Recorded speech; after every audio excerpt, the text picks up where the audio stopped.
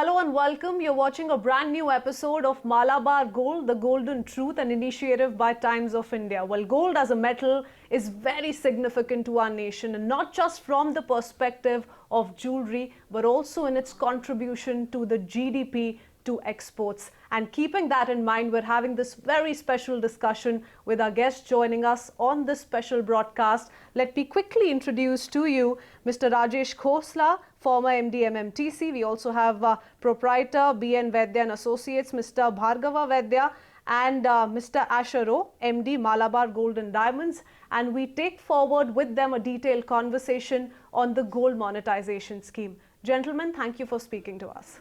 I want to begin by asking Mr. Khosla this. Mr. Khosla, the scheme was introduced back in 2015 under the leadership of Prime Minister Narendra Modi, and the whole concept was, the intention was to make sure that the idle gold, the idle gold at people's houses, in their bank lockers, is put to use. You can invest that gold, and that in itself can lower the burden on our imports. What do you make of this scheme? Help our viewer today understand the gold monetization scheme. First up. The intent behind the gold monetization scheme is, if you have gold that is sitting idle, and most of us do, then why not contribute to the Indian economy by giving it to the government and earning interest on it for a certain period of time, at the end of which you get your gold back. So from an investment perspective, it's like converting your idle gold into, let us say, a gold investment certificate or a gold fixed deposit, so to speak, where at the maturity you get your gold back. Now, as a concept, great, you cannot find fault with it. But as we know, the devil is in the detail. And if we see what has been happening so far, you could break the gold monetization scheme in its implementation in two phases. One is people who hold significant quantities of gold. And here we are talking about temple trusts and institutions like that, where they have the ability to give significant quantities of gold and put it on deposit.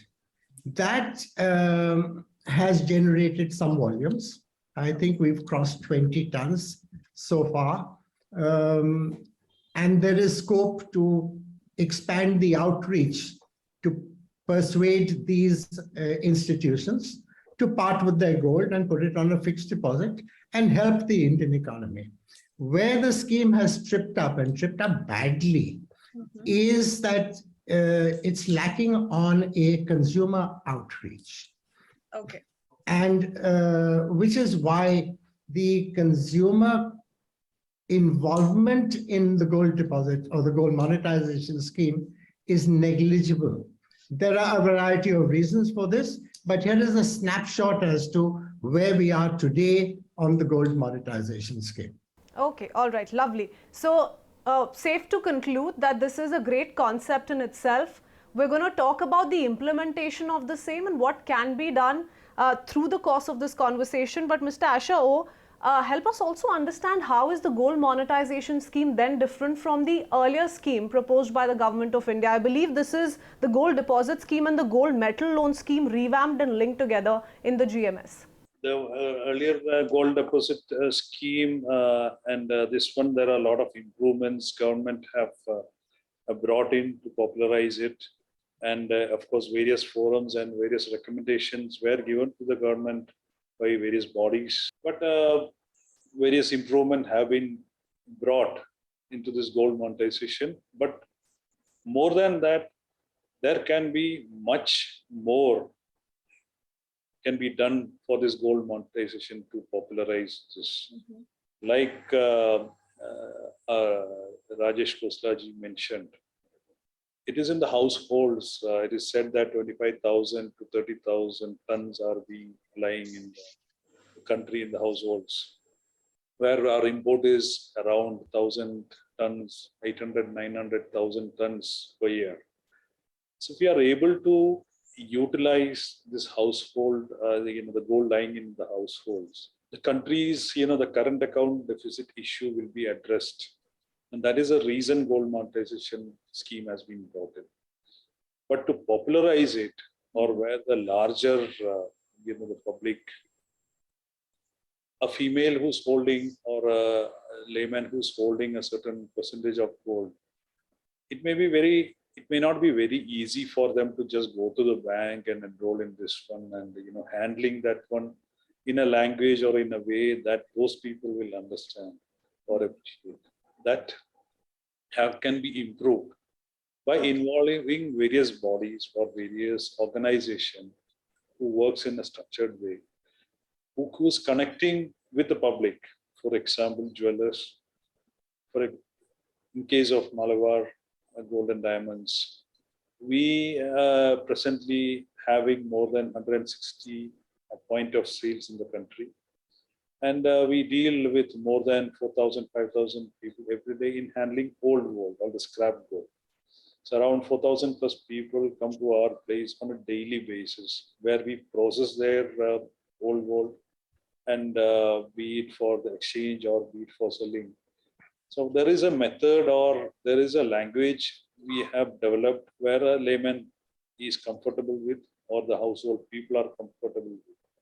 So like that, there are many other organizations, companies, retail outlets, where if there is a proper system to involve all these retail organizations or other organizations, evaluating the purity of the gold they brought in, or converting into this scheme, bringing to the scheme, there are larger network which can be used, where the larger category of public is also comfortable with. So we had in earlier forums also, we had recommended this, even Rajesh ji and all know that this is one solution, because the volume of the gold lying in the household is very high. We have to make use of this to develop the economy. There are improvement from gold deposit to gold monetization scheme, what is running today, but I recommend that there should be much more than that. Great. You're telling us, what jewelers like yourself, perhaps like Malabar, can do to make this a popular scheme. And the intention, of course, is to make it as popular as perhaps digital gold.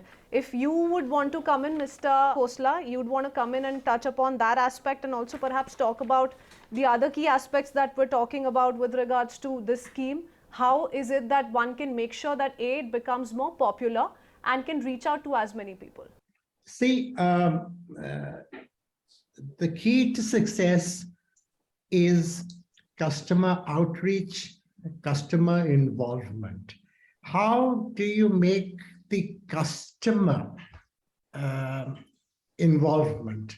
Now, when you look at gold, suppose I've got a bangle in my house, it's 10, 12 grams of gold, and I want to get a deposit for 5 years, medium term.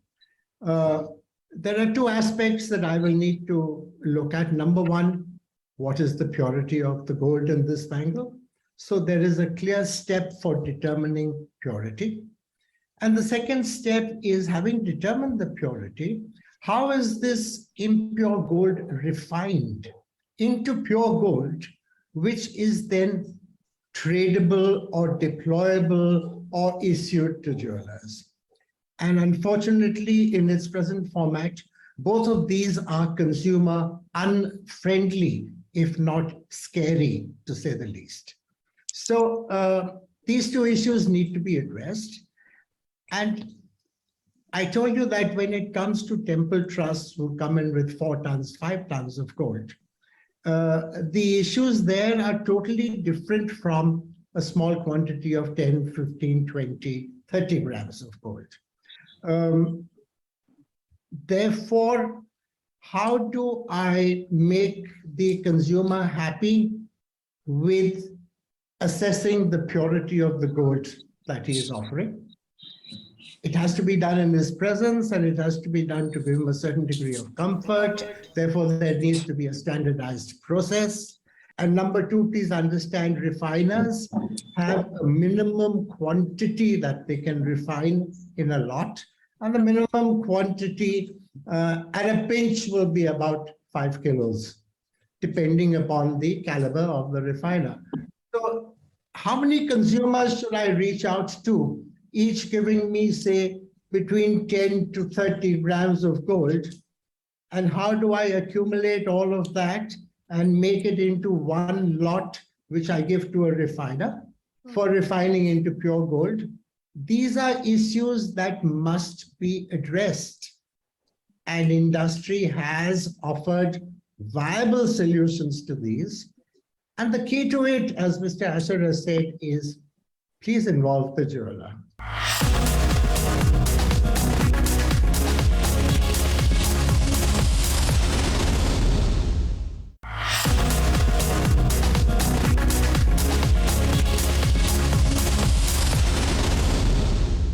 Well, since it was implemented in 2015, the last 6-7 years have given us the time to assess it in detail and perhaps get into these nitty-gritties. Mr. Asher, another interesting aspect I want to touch upon is the current times that we're looking at, the after effects of COVID that all of us continue to fight out day in and out. And in that sense, what do you think with regards to the scheme, the kind of impact it has had on the economy, the gold economy, it can have on the gold economy, and what does it mean for the gold economy at large? The market scenario where slowdown or ups and downs we have seen, that comes as a cycle. Whoever have invested in gold a little bit, whatever money they have saved, they found that it became useful at the times where they really need liquidity. There are many other things people have invested in and like many other assets. But whoever have invested in gold, they found that liquidity is very high, and whenever there is a bad time comes, this is of use. And what we found from our experience is that even the youth who were not very much into investing in the gold or saving it in gold, we found that recently, be it in digital gold or even other forms of it, people have started investing in gold. They feel that, okay, when I invest in gold, when good times or bad times comes, I can make use of. So the confidence in this metal is very high. Mm-hmm. And even the countries also, we found that earlier, according to that, the currency, the gold backing system for the currency, which is not there right now. But at that time, even now also, the countries are buying gold. We have seen that countries are buying more and more gold after analyzing and that. So whatever the market situation is there, this gold have played a very positive role or a supporting role. So we feel that of course, the pandemic situation which has come out, and now even if some prediction are there in economic slowdown, so the popularity of gold or the confidence in gold is increasing day by day. Yes, it most certainly has been one of the favorite destinations for investment.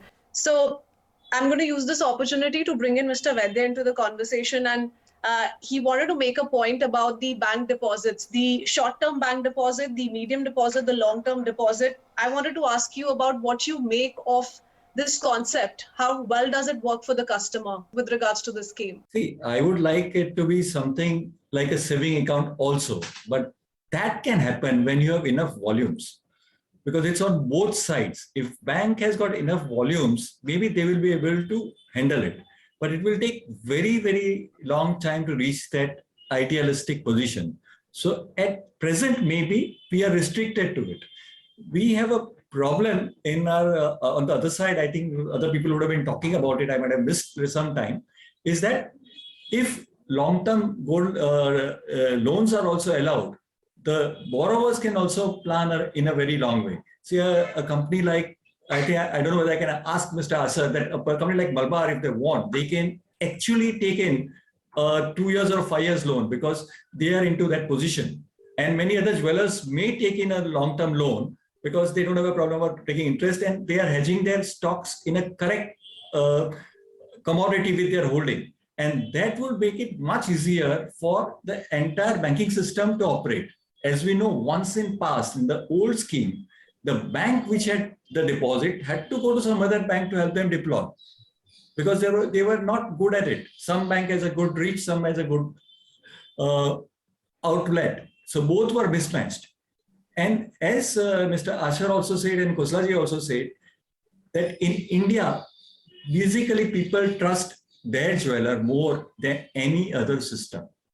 And as long as this happens, we have to get that community on board within what would be a good banking regulation or investment regulation. Great. But, to take it forward from where Mr. Asher also left and what you just said, remember, here's a metal that women in the country, not just ours, across the world, love to wear. They would not rather monetize it. They would rather wear it. If we talk about black money holders, they want to use gold, they want to buy gold to hide their cash. In that sense, on simplistic levels, do you think then, Mr. Vaidya, that this scheme can be a success in the near future or eventually? See, I will say one statement. I can see you are not wearing any gold. And there are a lot of people in this country who have got small quantities of gold, but everything is not put into use. Even if they have a small quantity of broken jewelry, it is generally not sold except in a very big crisis. So even if you look at that part of the gold, it would work out.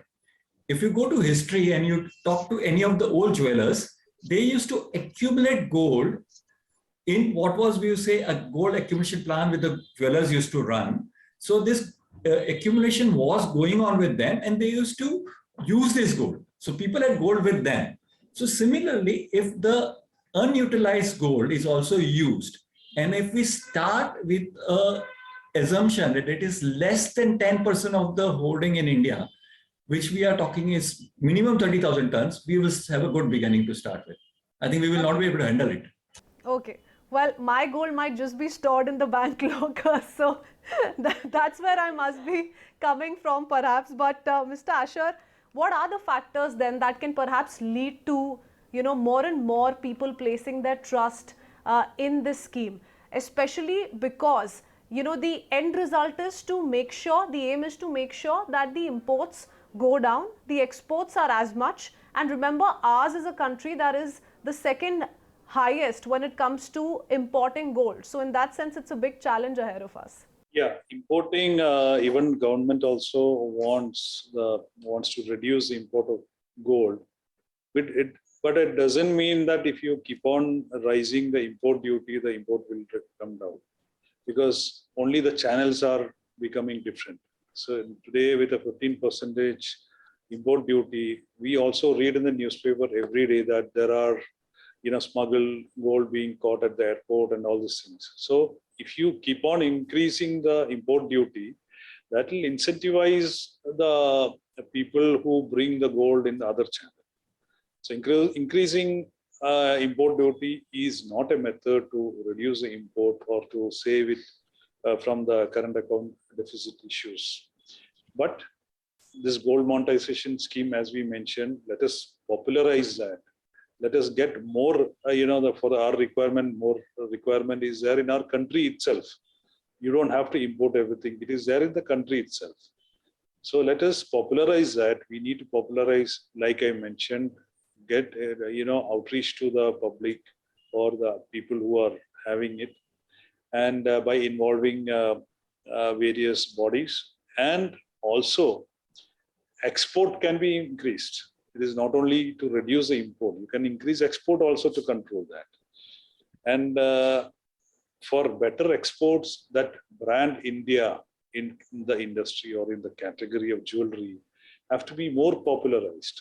Like the governments of many countries support the industry, could be Italy or could be Turkey. Our government, of course, supporting the industry in various ways, but we can develop various programs for better structured manufacturing and structured or better working atmosphere to have our very rich culture of the craftsmanship or the goldsmith in the country that where they can express the culture and art of the country through their craftsmanship, and develop these people to improve the production or improve the quality of production in the country and popularize it in the other countries, through which we can improve the exports. So various processes, systems, and